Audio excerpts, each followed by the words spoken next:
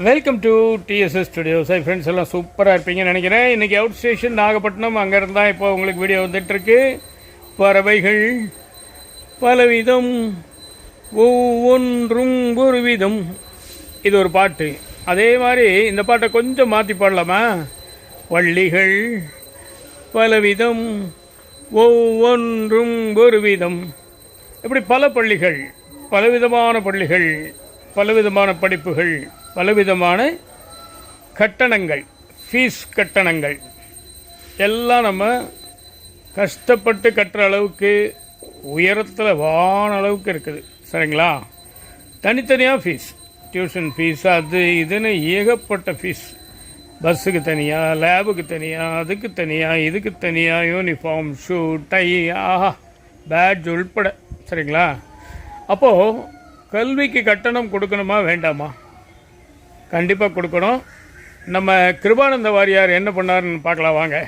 1906 திருவண்ணாமலை மாவட்டத்தில் காங்கேயநல்லூரில் பிறந்தவர் நம்மளுடைய திருமுருக கிருபானந்த வாரியார். அவருக்கு ஒரு 22 வயசாக இருக்கும்போது சென்னையில் சிந்தாதிரிப்பேட்டையில் தங்கியிருந்தார். சிந்தாதிரிப்பேட்டை அப்படிங்கிறது சின்ன தரிப்பேட்டை, அதுதான் அப்படி மறுவிடுச்சு. அப்போது திருமுருக கிருபானந்த வாரியாரோட அப்பா மலையதாசர் என்ன சொல்கிறாரு, தென்மடம் வரதாச்சாரியார்கிட்ட போய் நீ வீணை கற்றுக்கோ அப்படிங்கிறாரு. கிட்டத்தட்ட 3 வருஷம் அவர்கிட்ட வீணை கற்றுக்கிறாரு. 3ஆவது வருஷம் அவங்க அப்பா என்ன நினைக்கிறாரு தெரியல, நீ உடனே எல்லாம் மூட்டை கட்டிட்டு ஊருக்கு கிளம்பி வா அப்படிங்கிறாரு.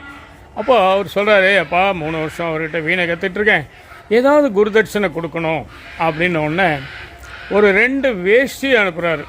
அதுவும் அவருக்கு அன்பளிப்பாக வந்தது. அவ்வளோதான் அன்றைக்கி வசதி போல். ஆனால் நம்ம வாரியார் சாமிக்கு அந்த வேஷ்டிகளுக்கு கொடுக்க மனசில்லை. ரொம்ப சிம்பிளாக இருக்கே, கொஞ்சமாவது நல்லா இருக்கணும், ஞாபகம் வச்சுக்கிற மாதிரி இருக்கணும், நினைவு பரிசு மாதிரி இருக்கணும் அப்படின்ட்டு என்ன பண்ணுறாரு, ஒன்றும் வழியிலேயே அப்படின்னு ஏத்தாப்பில் இருக்க ஒரு முருகன் கோயிலில் ரொம்ப மனமுருகி பிரார்த்தனை பண்ணுறாரு. என்ன அற்புதம் பாருங்கள். அன்னைக்கே பிரசவாகத்திலேருந்து ஒருத்தங்க நீங்கள் எங்கள் வீட்டில் பிரசங்கம் பண்ணணும் அப்படின்னு கூப்பிட்றாங்க. அந்த பிரசங்கத்துக்கு அவங்க சன்மானமாக கொடுத்த தொகை 40 ரூபாய். 40 ரூபா அப்படிங்கிறது அந்த காலத்தில் ஒரு பெரிய தொகை. பலருடைய 2-3 மாத சம்பளமாக கூட இருக்கலாம். அந்த அளவுக்கு பெரிய தொகை. உடனே இவருக்கு ஒரே சந்தோஷமாகி போச்சு. அந்த 40 ரூபாயை வாங்கிட்டு சைனா பஜாருக்கு ஓடுறாங்க. அன்றைக்கி பர்மா பஜார், சைனா பஜார்லாம் நிறைய இருந்தது. அன்றைக்கி பவுனோட விலை கேட்டிங்கன்னா மயங்கி விழுந்துருவீங்க. வெறும் 13 ரூபா. ஒரு பவுனோட விலை 13 ரூபா. இவர் 2.5 பவுனுக்கு செயினும் ஒரு 1/2 பவுனுக்கு ராமர் படம் போட்ட டாலரும் வாங்கிட்டு அவங்க தாய் மாமா ஒரு 3 ரூபா கொடுக்குறாரு. அதில் என்னெல்லாம் வாங்குறாரு பாருங்கள். முந்திரி, பிஸ்தா, பாதம், வெத்தலை, பாக்கு, பழம்னு அது பாட்டுக்கு போகுது லிஸ்ட்டு. அதெல்லாம் வாங்கிட்டு ஒரு தட்டில் வச்சு அப்பா கொடுத்த 2 வேஷ்டியும் சேர்த்து அழகாக கொண்டு போய் குருதட்சணை கொடுத்துறாரு. கொடுத்துட்டு என்னால் இவ்வளோ தான் முடியும், நீங்கள் ஏற்றுக்கணும், நான் ரொம்ப ஏழ்மையில் இருக்கேன் அப்படிங்கிற மாதிரி வேறு சொல்கிறாரு. அவர் கண்ணீர் விட்டாராம் குரு. நீ ஒரு நல்ல மாணவன், குருதட்சணை கொடுக்கணும்னு நினைக்கிற பற்றியா, அதனால் நீ நல்லா வருவே, பின்னாடி பெரிய ஆளாக வருவேன்னு அவர் ஆசீர்வாதம் பண்ணியிருக்கிறார். அதனுடைய விளைவோ என்னமோ உலக புகழ் பெற்றுட்டார் கிருபானந்த வாரியார். இதுதான் அவர் குருதட்சணை கொடுத்த கதை.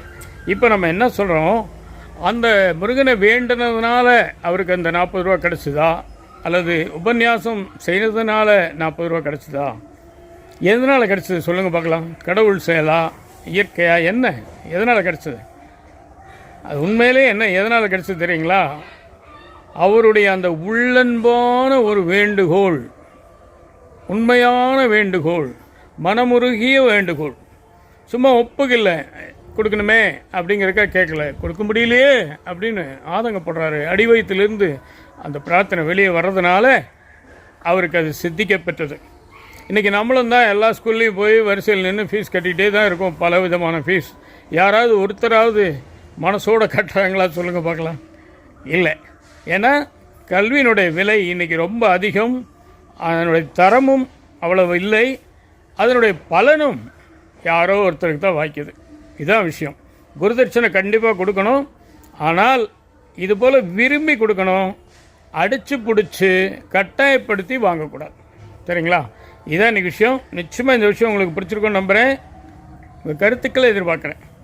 மீண்டும் அடுத்த எபிசோடில் சந்திப்போமா? அதுவரை உங்களிடமிருந்து விடைபெறுவது உங்கள் அன்பன் டி. சண்முக சுந்தரம், போத்தனூர், கோயம்புத்தூர், இப்போ நாகப்பட்டினம். நன்றி, வணக்கம்.